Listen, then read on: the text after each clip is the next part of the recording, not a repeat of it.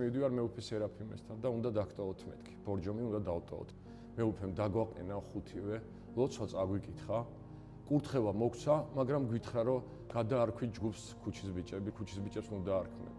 დააბარა დავარქვა მეთქი და ბორჯომელი ბიჭები დაარქვით.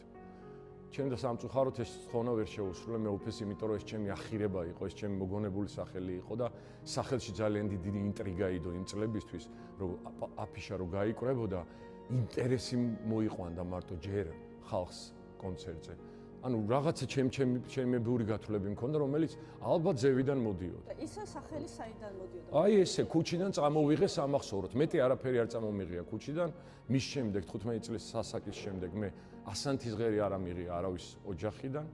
სამწუხაროდ ცუდი წლები იყო, ცუდი კამფეტის ქურდობისთვის ვარ დაჭერილი იმაში ბორჯომში. წარმოიდგინეთ და მადლობას უხდი უფალს და მეუფე სერაფიმეს, რომ სწორ გზაზე დამაყენა, სწორ კალაპოტში ჩამაყენა და დროზე მივხვდი რა ცხოვრებით უნდა მეცხოვრო.